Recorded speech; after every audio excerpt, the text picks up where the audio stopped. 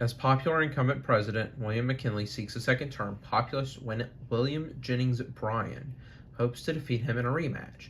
McKinley has presided over an economic recovery, high tariffs, and military success abroad, and he starts off with a small but growing lead. Bryan is nominated again due to the loyalty he holds among his progressive and populist base. Since the free silver movement has faded in importance, Bryan shifts his focus to other issues in the hopes of defeating McKinley. Hello everybody, welcome back to the video, and today I'm playing the new campaign trail 1900 edition. Why am I doing this? Well, by the time this video goes out, it will be my 21st birthday, so I figured I gotta do a new campaign trail, right? And I figured let's do another one trying to win as William Jennings Bryan, because spoilers for that video, if you didn't see that video, I actually won against William McKinley as William Jennings Bryan. So I would actually, if you want to go see that video, I would highly recommend you check it out, because that was a really good one. But yeah, we're running as William Jennings Bryan, a Democrat from Nebraska. William Jennings Bryan is a progressive populist from Nebraska and the nominee who ran against William McKinley 4 years ago.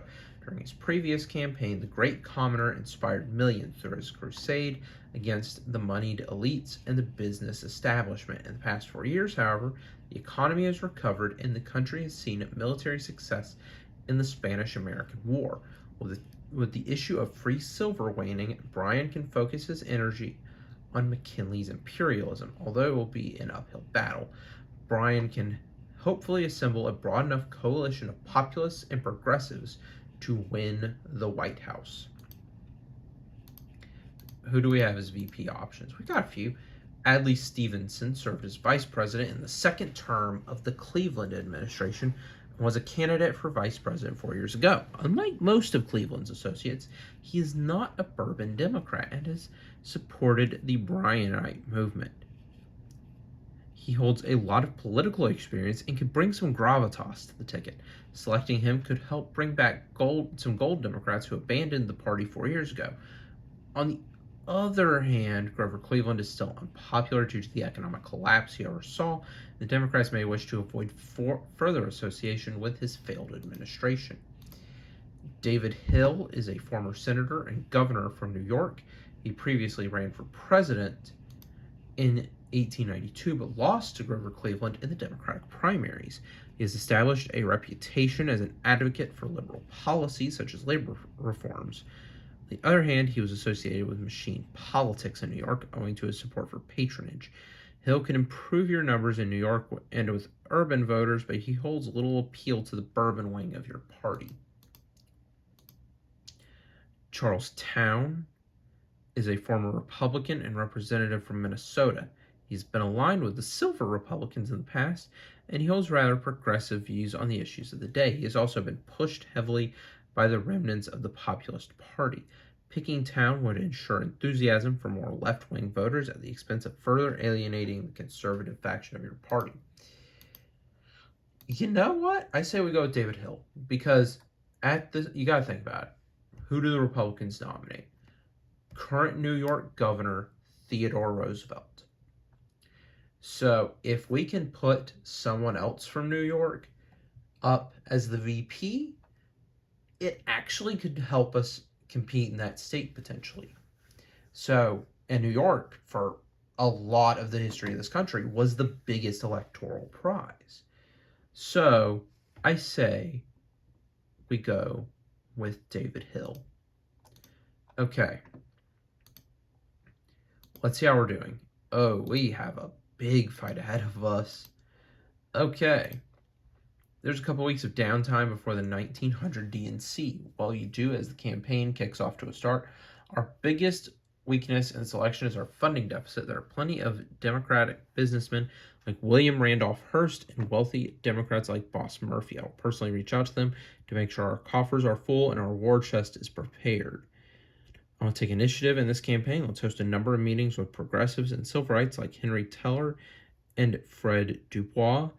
The people must know I am the true candidate of the people, no matter your party affiliation. I will do everything in my power to reel in big business, protect American workers, and fight corruption wherever it may be. Let's take the opportunity now to cover all our bases. My support is weakest with labor, so let's reach out to Samuel Gompers and other labor leaders. I'll personally emphasize my support for union rights and labor reforms. We must do better with union workers if we want a shot in this race. Let's take the time to focus on making inroads with the party establishment. I will personally meet with Judge Alton Parker, House Democratic leader Richardson, and other conservative Democrat leaders. I want to make sure our platform is one every Democrat can agree on and that our party is fully united for the convention. Let's, I think our, let's meet with labor. Your appeal to traditional Democrats in the big cities is still rather weak. Meeting with union leadership is a smart idea. If that helps any, it helps a little. What themes will you emphasize as you accept the Democratic nomination and begin your campaign? The Republican Party has been on a crusade these last few years to turn America into a ruthless empire. The fact is, this Republican imperialism directly contradicts the American ideals of liberty, justice, and humanity as put forth by our founding fathers. It is cruel, it is wrong, it must be stopped. The working men of this country should not live beholden to the whims of the trust. No crown of thorns, no cross of gold. We will fight for fair wages, safe working conditions, and the right to unionize. It's what the American people deserve. It's the right thing to do. The humblest citizen of all the land, when clad in the armor of a righteous cause, is stronger than all the hosts of error. I am a humble servant of Christ, and I stand before the American people on a mission to save the soul of this nation. 4 years ago, William McKinley promised the American people that if you made industry better off, you'll make everyone better off. And today, industry is better off, but the farmers have been left behind. As president, I'll fight for the coinage of silver and the lowest possible tariffs. We must make our farmers whole again to create a truly prosperous nation for all. Let's go for the second option, right? Because we can call back to the famous Cross of Gold speech, which could help us out some. All right. No crown of thorn, no cross of gold is plastered across the posters at the DNC. This is just what your party wants to hear. Okay. Let's see. Let's go to Ohio. What was the motivation behind your decision to select former New York Governor and Senator David Hill as your running mate? David Hill has a long and storied career in politics. His work as governor and senator in New York has greatly impressed me. I have no doubt that he will make an excellent vice president. David Hill represents the best and brightest that New York has to offer. He knows what it takes to get things done in politics. I'm proud to have him on my ticket. Let's go for the first one. Despite his support for patronage, Hill is still pretty popular. Okay. We've got a lot of ground to make up for in New York. Actually, not that much. We could maybe take New York. Because 36 electoral votes, it would definitely help us. How will you address President McKinley in this election? Let's attack McKinley for his expansionist leadership abroad. His annexation of foreign territories has turned our democratic nation into a ruthless empire. Let's attack him for flip-flopping on labor issues. 1 minute he's praising the workers, the next he's praising the trusts. 1 minute he supports unions, the next he cracks down on them. Make no mistake, you can't trust William McKinley. He may seem like a reasonable man, but he is merely a stooge for the wealthy, conservative Wall Street establishment. Mark Hanna and John D. Rockefeller control him like a puppet, and through McKinley's administration have imposed a regime only for the privileged few. Let's attack McKinley for his economic policies. His stringent support for the gold standard puts Americans at near constant risk of deflation and bankruptcy, and his support for high tariffs strangles competition and imposes a tax on the consumer. Let's attack him as a flip-flopper. This is a shrewd line of attack if you want to make inroads with urban workers. Okay. Oh, and that actually hurt us. Okay. Let's go to our home state of Nebraska as the campaign heats up. Where do you want to focus your energies the most? Let's campaign on the border states. McKinley won Kentucky 4 years ago. Last thing I want to lose is the Upper South. The West holds many urban workers who are struggling to unionize. Let's campaign there and see if we can swing some voters our way. Let's do one major speech in New York. Even if winning the state is impossible, we need the national press. McKinley is pulling well out west. We have to keep the region in our hands if we want a chance this fall. I don't think we have any chance there. We're looking good in Kentucky. Let's do the speech in New York. Let's do the speech in New York. You're not going to win the state of New York, but this speech helps generate some positive press coverage. And it helped us out a little bit more. Okay. 2 years ago, the U.S. achieved a quick and decisive victory over Spain in the Spanish-American War. Most Americans approve of President McKinley's actions in this theater, but many Democrats and anti-imperialists have expressed deep opposition to the territorial annexations that came afterwards. Will your position be on the matter in your campaign? Okay. So, glad we were able to help out the people of these territories in resisting Spanish rule, but I'd have to oppose the annexations we've made. We've replaced Spanish rule on these islands with American rule. In reality, they deserve to rule themselves how they see fit. The people of Cuba and other ailing Spanish territories have been longing for independence from such a backwards empire. Entering this conflict was the right thing to do, and I'm glad we were able to introduce proper American leadership to these islands. I strongly opposed our entry into this war. At the same time, we ought to welcome these new territories that our country has obtained. Such acquisition will bring enormous benefits to the American economy as well as our presence on the world stage. I strongly oppose entry into this war, and I oppose the annexations we've made too. This conflict was just another excuse for the U.S. to engage in an imperialistic campaign abroad. When I am president, I will put a stop to this nonsense. Let's see. Okay, so we are good in the South, which is anti-imperialist. Luckily, that seems to be... It's interesting, right? I think all of our support is... anti-imperialist. So let's keep pushing on that.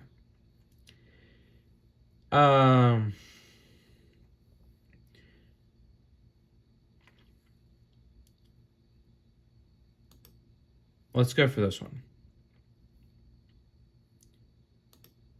You've stuck to the party line on this issue. Okay. Okay.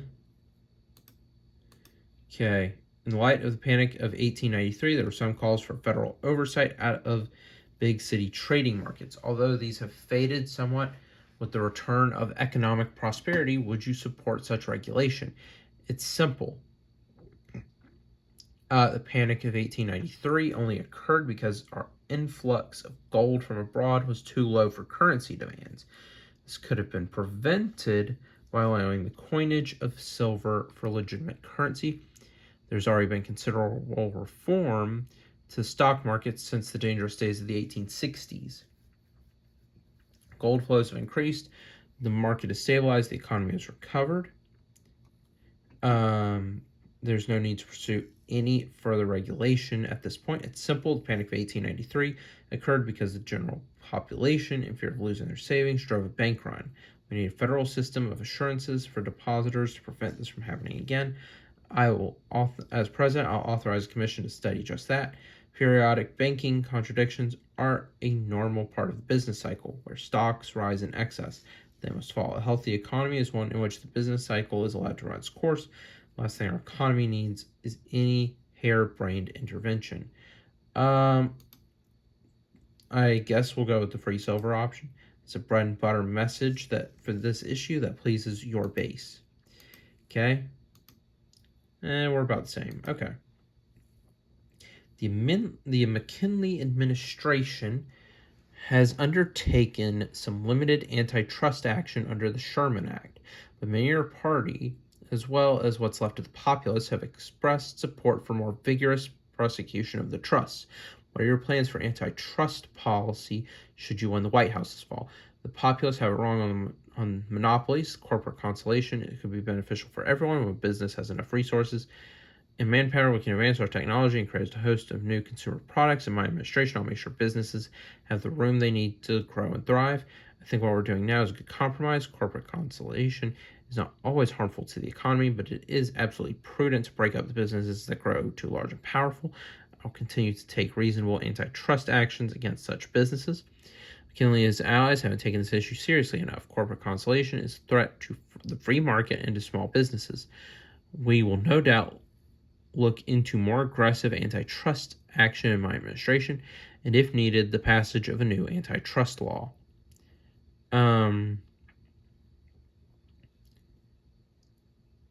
Let's go ahead and go with that one, or we could go with corporate consolidation is no doubt a threat to the free market and to small businesses. Support any actions necessary to break up the trust. I hope that every state sees it to pass the antitrust statutes that our nation needs. Let's go for the third option because we also get to attack McKinley. This is just what your supporters want to hear. Okay. Oh, that actually hurt us some. Okay. Let's go. Let's click New York again. In Pollock versus Farmers Loan and Trust Co., the Supreme Court ruled that 2% income tax contained in the Wilson-Gorman tariff was unconstitutional. Would you support a constitutional amendment allowing the federal government to collect an income tax? Okay, is this something that's an option? Foreign policy, economics, labor regulations, demographics, women's suffrage, political reform, civil rights.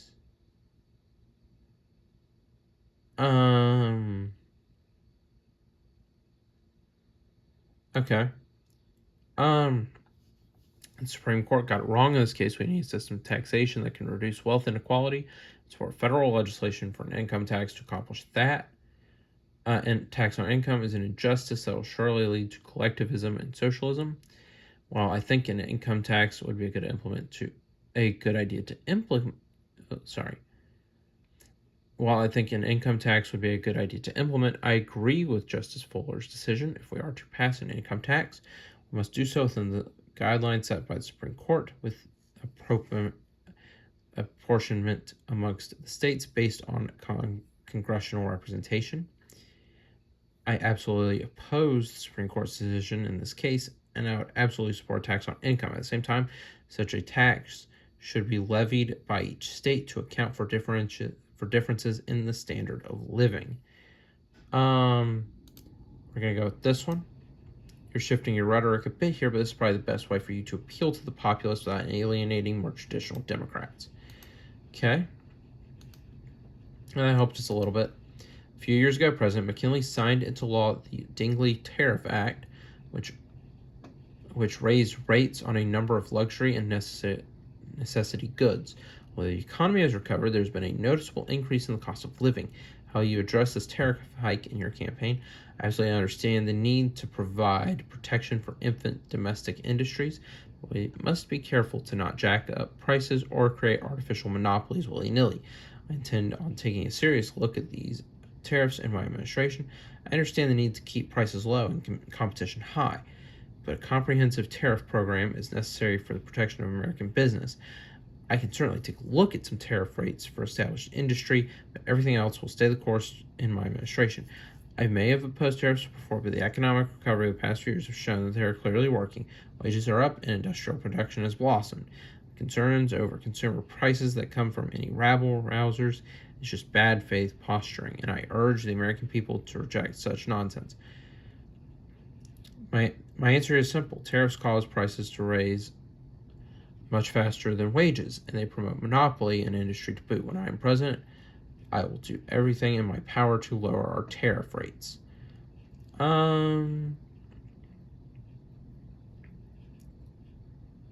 Let's see. We're going to go with this one. The straightforward, vigorous embrace of the party plank. Okay. Indiana looks like it could be close. Some moderators in both parties have indicated a desire to pursue treaties of reciprocity with other nations. What is your position regarding the matter? Bilateral trade agreements are another foolish proposal made by folks like McKinley, so they can pretend to care about high consumer prices without actually doing anything about it. I won't entertain such ideas in my administration. I will work as hard as possible to lower tariffs. Bilateral trade agreements are certainly worthy of taking a look at if we can obtain the conditions for a favorable agreement with a foreign nation, then it makes sense to pursue it. However, current tariff rates are too high for the average consumer. It would be foolish to limit our ability to lower them within the confines of bilateral agreements. Tariffs are meant to protect the American worker, not punish our businesses. By agreeing to bilateral trade agreements with other nations of our stature, we can allow American businesses to access foreign markets while leaving them defenseless to foreign competition. Bilateral trade agreements are worthy of taking a look at. I don't plan on pursuing anything of that sort for the foreseeable future. Protective tariff is an American policy that benefits American workers and businesses alike. It'd be foolish to change the course on the matter.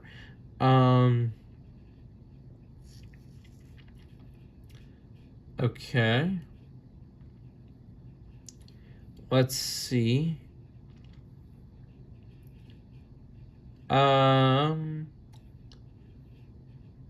Let's go for this first one.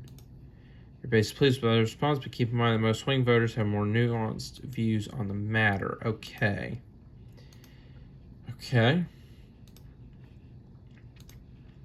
March of this year, President McKinley signed into law a bill officially establishing the gold standard for American currency, a caveat for international bimetallism. How will you address this law as you campaign? I think we can take a look at limited currency reform to increase the government's flexibility when responding to recession. Certainly the passage of bilateral treaty shouldn't be off the table.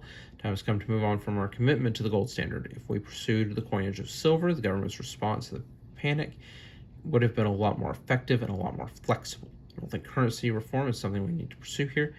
The panic of 1893 was caused more by stock speculation than anything else, and with the new influx of gold these past few years, our economy has already reached a stable point. Let's go for the middle one. Free silver may be a dying issue, but it's still a popular stance here out west. Okay. That hurt us some. Okay. Well, let's see. We could maybe flip Kansas. McKinley and his allies have long been associated with support from big business. Some populists and reformers have called for restrictions on campaign donations to combat corruption. What was your position on the matter? McKinley's support for Mark Hanna and the other financiers is unacceptable in American democracy. We ought to pass a ban on contributions to political campaigns from large corporations. We must do everything in our power to combat corruption in government. The answer is simple. I support a ban on all private contributions to political candidates. Campaigns should be funded by the federal government. I'm going to push for just that in my administration. I absolutely support the cause of campaign finance reform, but I don't think banning certain contributions is a good idea. I'd like to see requirements for greater transparency instead. Companies should be able to donate what they want, but those donations should be public knowledge, and what voters do from there is up to them.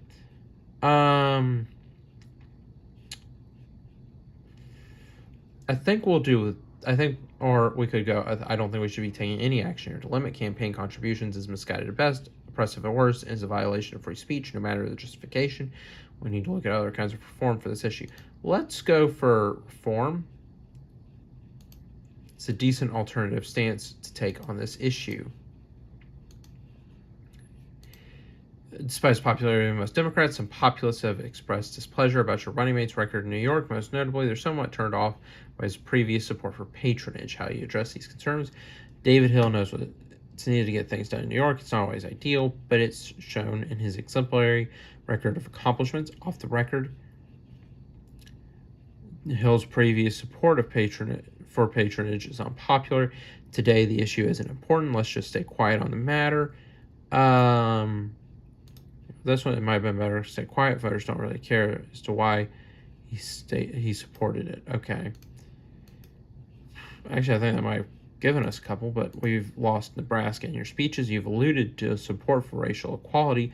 You haven't overly stated anything just yet. Senator Ben Tillman of South Carolina has privately sought your reassurances on the matter. What do you say to him?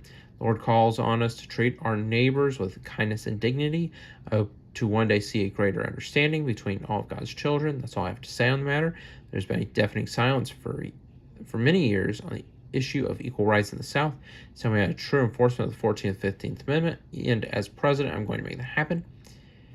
I'll make it clear to Mr. Tillman we will respect the rights of the states, and I will call for greater understanding between God's children, but certainly not an overflow of the natural order. I'm a loyal Democrat, and I've always stood for the rights of the states to govern race relations as they please. I'm going to be very clear about this with Mr. Tillman.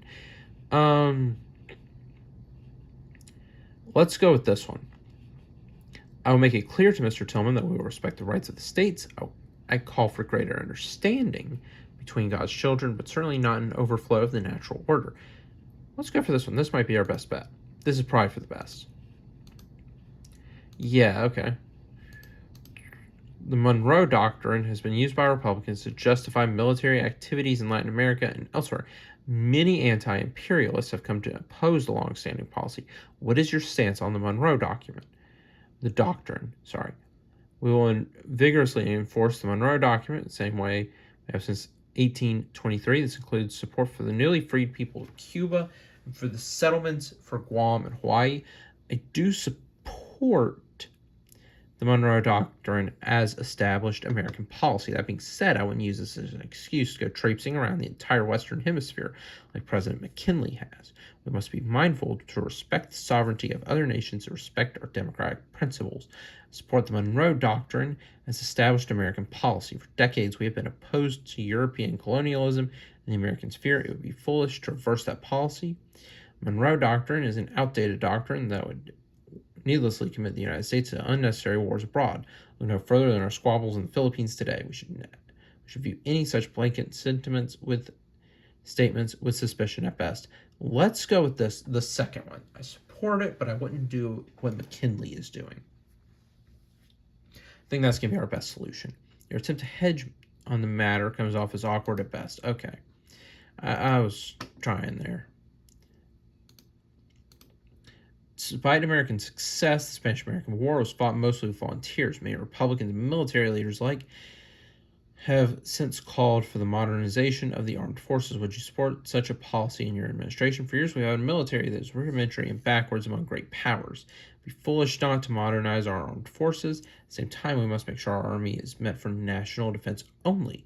It's prudent we don't go gallivanting around the world picking fights for new territory. So you support this policy. For years, we've had a military that is rudimentary and backwards among great powers. There's no good reason for this. I hope by the end of my term, our armed forces are second to none. I don't think expanding our army is a good idea. There's no reason for us to have such a large and powerful military unless we're going to be traipsing around the world, building up an empire and policing the other nations. Let's go for the first one. It's probably the best you could do with such a difficult question. President McKinley has pursued a so-called open-door policy of universal free trade with China and has enjoyed bipartisan support for doing so. What is your stance on the matter? I can't say I agree with the open-door policy. The U.S. should not be in the business of making military commitments abroad. If the Chinese can't ensure their own territorial integrity, that's their problem and not ours. It's simple. The rise of Japan's military prowess in recent years has put into question the Western position in China and possibly all of Asia.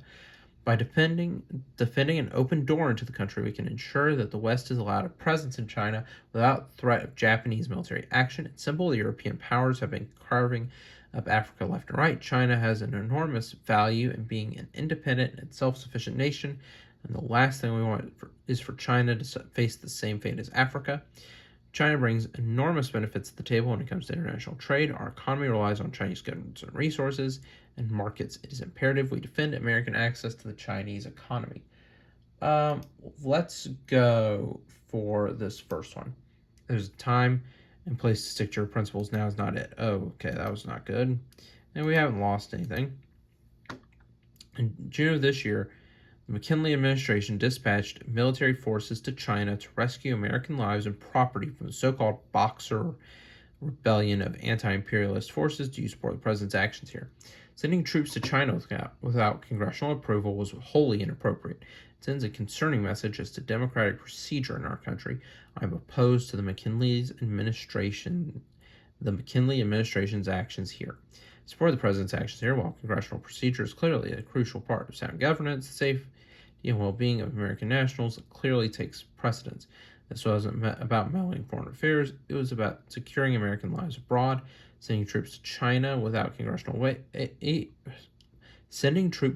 without congressional approval was wholly inappropriate, and it sends a concerning message as to democratic procedure in our country. In this case, I would have been fine with the mission had Congress given approval. As president, I will only authorize military excursions under those circumstances.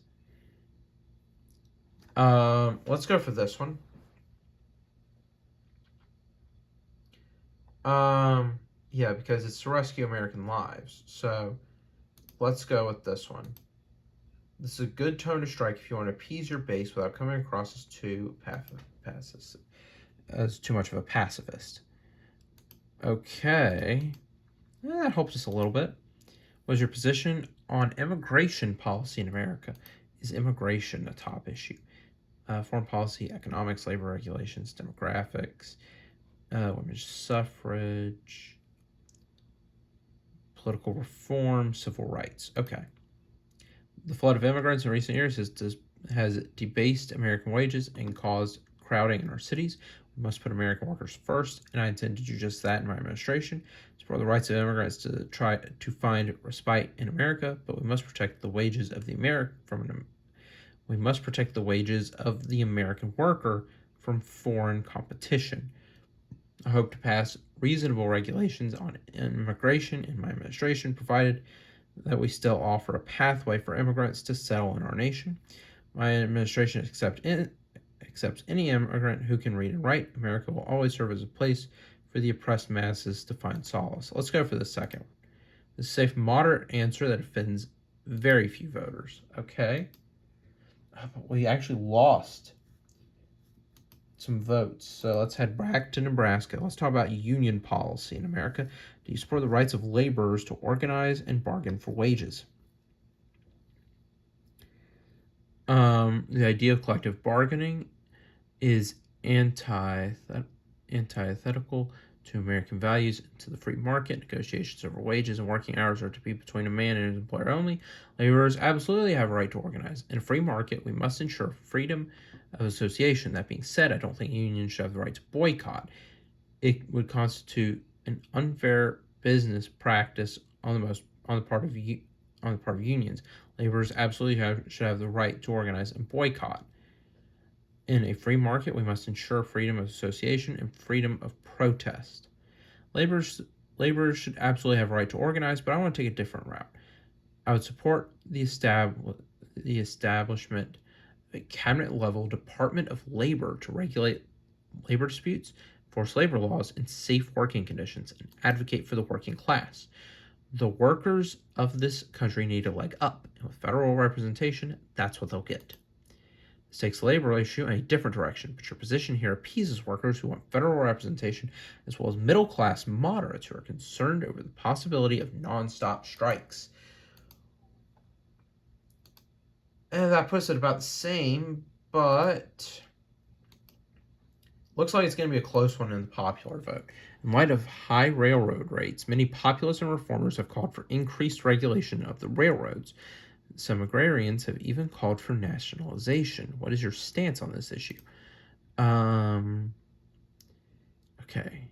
Railroads aren't a hot button issue. For too long, the government has funneled public money into private industry, while wealthy businessmen to reap the rewards of public investment. By nationalizing railroads, we can ensure that public money goes to a public good.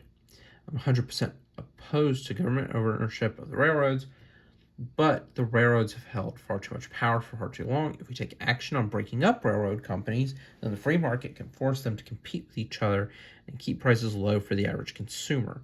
100% opposed to government ownership of the railroads. That being said, we must absolutely consider sensible reforms to keep prices affordable for ordinary Americans. For starters, we can empower the Interstate Commerce Commission to set maximum rates.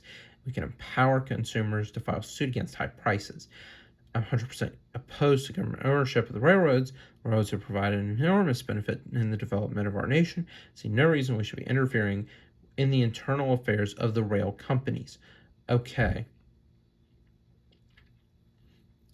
Let's talk about breaking up the companies.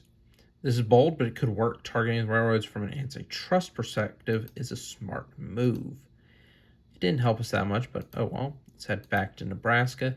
Over the past decade, organized labor has worked with a burgeoning reform movement to push for an 8-hour workday. Just last year, Jane Addams and Florence Kelley founded the National Consumers League in part to lobby for such a policy. What is your opinion on the matter?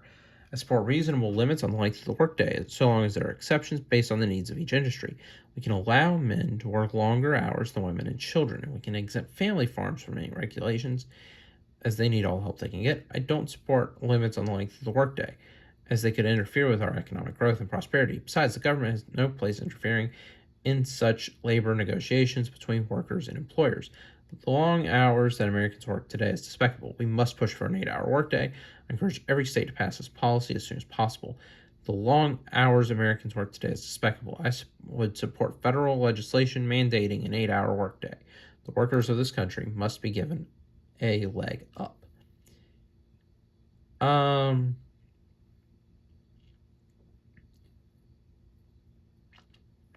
Let's make it a state thing. Again, this is a decent answer that reinforces your party's commitments to states' rights. Okay. We're about the same. Okay. In another proposal long supported by labor leaders, there have been calls for a minimum wage. Care to share your position on the matter? I say maybe we support this one. Only through desperation will a man work for the kinds of pauper wages offered by many companies here in our country. I hope that every state moves past minimum wage law as soon as possible. I can't say I support such a policy. Passing minimum wage would only serve to increase unemployment by forcing company layoffs. Not to mention, small businesses struggle to afford such a wage floor, while large companies can get ahead. Anyone ought to be concerned by the kinds of pauper wages paid to hardworking Americans. I would support federal legislation mandating reasonable wage requirements for large companies, with exceptions for small businesses and family farms. I would absolutely support federal legislation mandating minimum wage. Only through desperation will a man work for the kinds of pauper wages that many companies offer today. Let's do it for the large companies, with exceptions for small businesses and family farms. This is a more moderate stance to take on the matter, causing a bit of disappointment with your supporters. Again, I'm trying to appeal to a broad coalition. With American business involved in Asia following the recent war with Spain, many moderates and conservatives have pushed for research into the construction of a canal through South America. The Isthmian Canal Commission has recommended Panama instead of Nicaragua, as previously talked about. Care to elaborate on your plans for this project? I respect the Commission's work, but to build a canal in Panama would intrude on the sovereignty of a foreign entity. The people of Panama do not deserve to be indebted to New York bankers. I oppose this project wholeheartedly. Building a canal through Panama would allow for faster trade with China and India, would expand our commercial influence in Latin America. It would also be a fantastic project for American workers. I hope to see it through, that this canal is constructed as soon as possible. I'm pleased to know that we've already undertaken such comprehensive research into the construction of a canal through Latin America. There are many potential costs and benefits that need to be looked at when planning such an expansive project, and I will no doubt oversee any needed work on the matter in my administration. I respect the Commission's work, but as of right now, there are no formal plans for the construction of any faraway projects. Our main focus is on promoting American business and American labor right here in America. Let's make this foreign policy thing.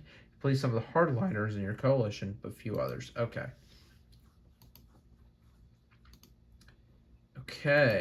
Some reformers have called for the direct election of senators. Would you support such a policy? And this is the kind of thing that can be decided state by state. If the people of a state want to directly elect their senators, then so be it. I oppose this amendment to tamper with the traditional selection of senators by state legislative bodies, to undermine the sanctity and purpose of the Senate. This will be a triumph for the American people and for the spirit of democracy. I hope every state makes an effort to pass this amendment. This is a popular sentiment with the American people. Okay. Although a long-dead issue on the American political scene, some Democrat partisans have attacked the president over his perceived hostility to civil service reform. Care to comment? We've made plenty of progress on civil service reform in the past few decades, not to mention it's a dead issue at this point. We'll give a pat phrase stating that we take the issue seriously and nothing more. I don't think civil service reform is something we should pursue. It only makes sense that a president shall staff his government with civil servants who support the administration's agenda. William McKinley attacked President Cleveland for his use of the patronage system, and then turned around and staffed the government with Republican partisans. This is hypocrisy at its finest. You have a point in what you're saying, but the patronage issue has mostly died down. Let's see, have we gained any points with that? Nope. Okay. The McKinley administration has overseen the annexation of Guam, Hawaii, and the Philippines. You and your American Anti-Imperialist League have previously spoken out against these moves. Care to elaborate on your position here? These islands were poorly managed and in bad need of new leadership. We've brought order on these islands and improved their economic activity. That being said, we should not be in the business of keeping territorial expansion for spoils. I hope we begin the process of awarding these islands independence moving forward. I may have opposed these annexations before, but these islands were poorly managed and in bad need of new leadership. We've brought order to these islands and improved their economic activity. I hope that their status as just territories can create a prosperous future for the people on these islands. These annexations are yet another form of ruthless imperialism that the McKinley administration has pursued. I oppose our territorial expansions here, and as president, I'll see to it these islands are given independence immediately. These islands were poorly managed and in bad need of new leadership. We brought order to these islands and improved their economic activity. That being said, we should not be in the business of keeping territorial expansions for spoils. I hope to begin the process of rewarding these islands full statehood so the people living there might enjoy full civil rights as American citizens. Let's say we're going to give them independence. This is in line with the mainstream. Okay. That's pushed us back into the lead in our home state. So let's go back to Ohio. Do you support the prohibition of alcohol? It's not a major issue right now. I oppose the temperance movement, and I respect individual liberty wholeheartedly. What a man drinks is no one's business but his own. I absolutely support the prohibition of alcohol. We must combat vice and disorder if we hope to move our country forward. I believe each state should have the right to govern how its people see fit. The states may pass laws on sale of alcohol, but as president, I would not sign into law a federal ban. I would also support the thrust of the temperance movement, but I would not impose a federal mandate without popular support. If a bill were to come to my desk with enough support, I would sign it into law. Let's do that. Let's say if there is demand for it. Let's do that. Your attempt to hedge on the issue doesn't inspire much enthusiasm, but your answer here is probably the safest one you could give. Again, I think that came up last time, and I think I said if we wanted to go with maybe lowering drunkenness on Sundays. If that kind of answer was up again, I would go with that one, because that I think would have been the smartest one. Okay. Do you support giving women the right to vote? Okay.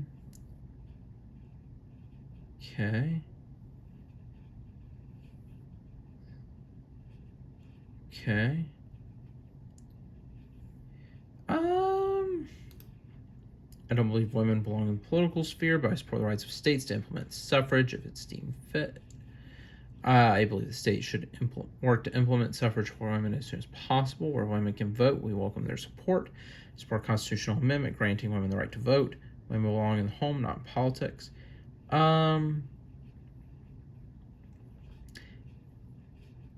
Let's support the constitutional amendment. On one hand, you're way ahead of your time here. On the other hand, this answer could help you out west. Just be careful of your conservative supporters in the east and south. Oh, that hurt us. We've lost a lot of ground. Since last year, the U.S. has engaged in a vigorous fight to retain control over the island of the Philippines against an insurgency led by Filipino President Emilio Aguinaldo. Public opinion appears relatively split with your party more in opposition to the war. How do you want to address this issue in your campaign? Okay, let's see. Okay. I do support the war effort in the Philippines, but we must be mindful of the commitment we make. If this war does not show signs of abatement soon, then we should look to make a clean and honorable exit. I do support the war in the Philippines. We're in the midst of introducing We're in the midst of introducing Western democracy and values to the Philippines after centuries of decaying Spanish rule. The misguided rebels must be brought around to see the light, and I'm fully committed to doing just that.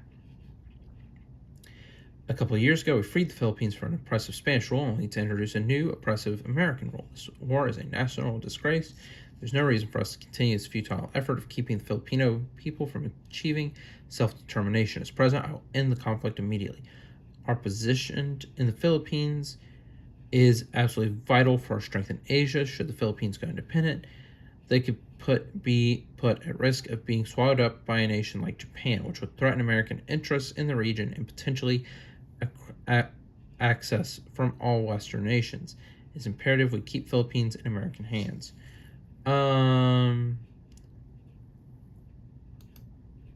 Let's go with this one. You please the hardliner in your party at the expense of moderates. You're still doing pretty well.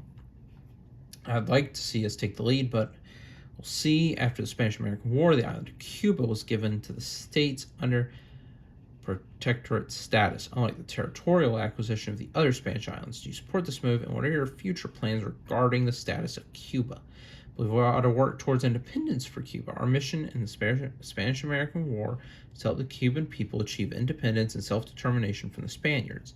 To go back on our word now would damage U.S. credibility abroad and violate the rights of the Cuban people. I believe that Cuba's status is now adequate. For centuries, Cuba was held by a decaying empire. As U.S. territory, we can foster economic growth and stability in Cuba's domestic market by allowing the island access to U.S. resources. I believe we ought to work towards statehood for Cuba. The people of this island can benefit greatly from the economic growth and stability that the U.S. resources can bring them, and it's only fair that they be given democratic representation.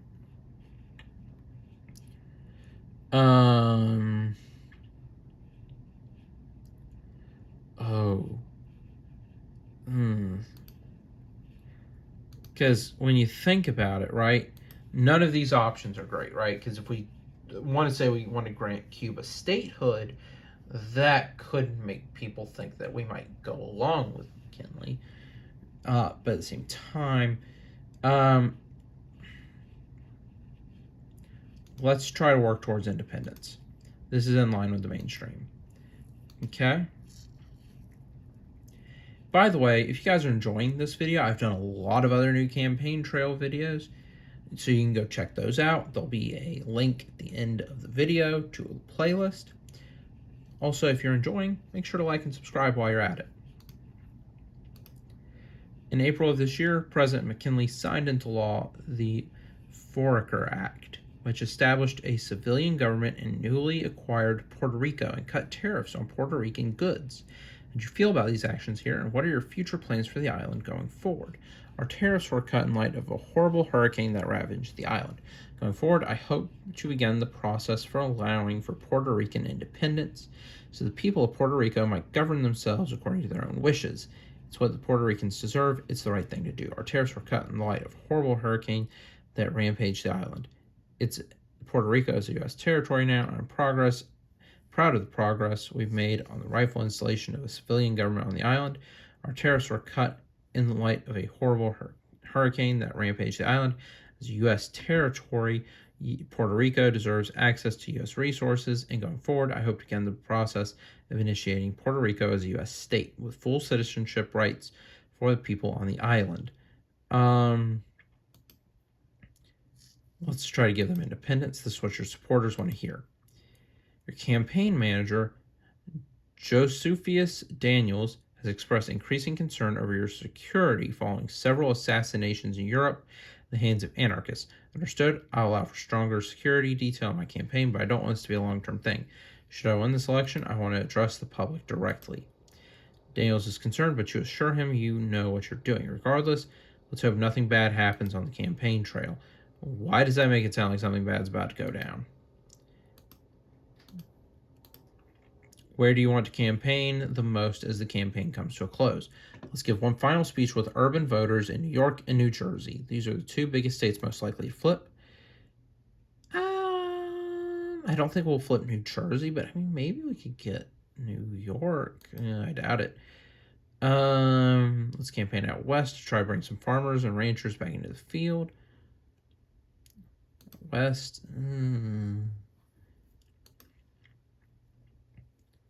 Let's see. We should head to the Midwest and campaign hard with industrial workers there. I mean, maybe could be a smart move. The Northeast might waver this year. Let's head there to see if we can win back some traditional Democrats. Again, I don't think so. Let's go with the Midwest. Good luck, Mr. Bryan. Who am I? I don't think I'm going to win, but let's see how we do. Because I think last time I played as William Jennings Bryan, I just barely managed to win. It was a close one. But yeah, by the time this video goes out, it will be my 21st birthday, which is crazy to think about. And crazy to think that all of these new campaign trails have been done since my birthday last year as well. But the results are coming in. The South was our biggest stronghold. I think we lost. I'm going to be honest. Yeah, because McKinley's already over 200. Sorry, you've lost it this time. Oh well. Let's at least finish seeing the results come in. Hey, we won our home state we won William Jennings Bryan's home state. We can't really ask for a lot more, because in these games it's kind of humiliating to lose your home state. And so how will the last two go? Come on.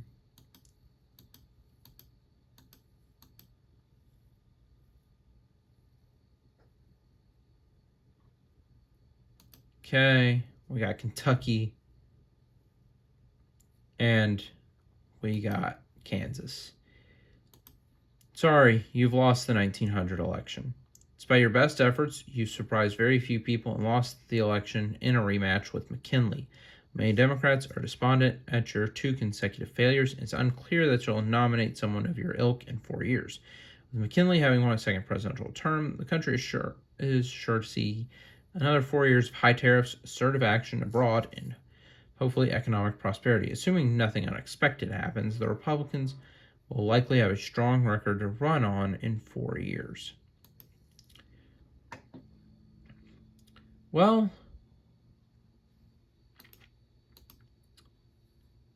hey, we gave it our best. We gave it our best, and that's really all that you could ask for. But that is it for this video. If you enjoyed, like and subscribe. There should be a playlist on your screen right now of my other new campaign trails. That's it for this video. I'll see you in the next one. Bye.